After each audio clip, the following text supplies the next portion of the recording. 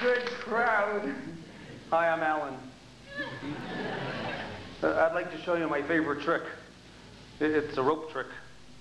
See, I do magic and balloons. Meet variety arts entertainer Alan Sands. It's our job to make your tummy hurt. Alan is a funny guy who does amazing things. He's a comedy magician. Which hand is it in? He does wacky things with balloons. And he hypnotizes people. It makes them act really crazy. Alan has traveled around the world and performs 200 shows every year for all kinds of people. Alan Sands has been on the stage since he was a child, and if you ask him how he got his start, he'll tell you about the man who was his inspiration, a mentor, and a friend. His father, George Sands. My dad was a comedy magician. He did a magic act, he did a hypnosis show, he did balloons, he did cards, he did coins, he played with a little bit of everything, mostly close-up and platform magic. George Sands was born in 1920, the son of Russian Jewish immigrants. In New York City, at the age of 17, George discovered magic. He had walked into a magic store and someone showed him a little imp bottle. It's a trick with a ball. And he was fascinated by it. And he just ate, drank, and breathed it. George worked in the magic stores in New York and began to create and perform his own routines. He joined magic clubs and met others who shared his interest. Soon, he became part of a core group of up-and-coming New York magicians.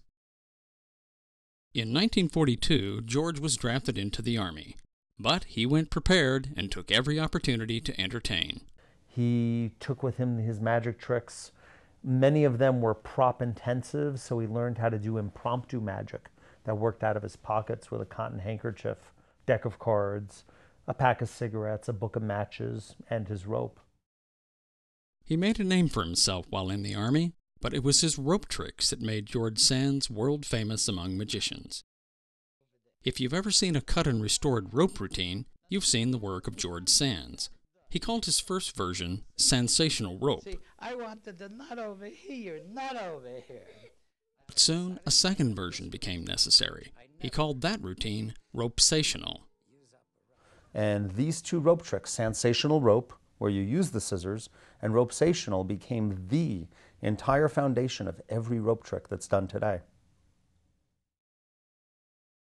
After the war, George returned home to New York, and there he soon met the woman who would become his wife. George and Norma married in 1947. George continued to create and perform magic, and he published new books on his two rope tricks that were becoming widely acclaimed. Alan Sands was born in New Jersey in 1960. And that was the year that my father really went professional, promoting shows for nonprofit organizations like Lions clubs and men's clubs primarily. And every weekend, we'd go out and do the shows, and I would help him set up his props. I was on stage by the time I was 3.5.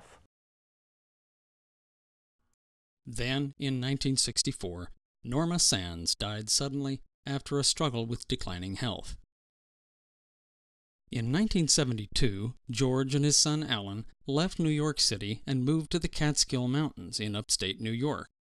Here, George worked as an activities director and social host at hotels in the area frequented by middle and upper-class New Yorkers. He not only became a magician there, but he also began developing other acts. And he began developing his hypnosis show. And this is what I watched him do. That's where I began my career as well. In 1977, at the age of 17, Alan Sands moved to San Francisco and took his own magic act with him.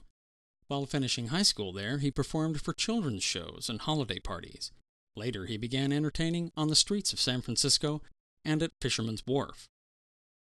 Back in New York, George began dating Arlene, a woman he had known for years within the circle of magicians. George and Arlene were married in 1979 and soon began performing George's two-person ESP show. In San Francisco, Alan began working as a corporate activities director, a skill he'd learned with his father back in the Catskills.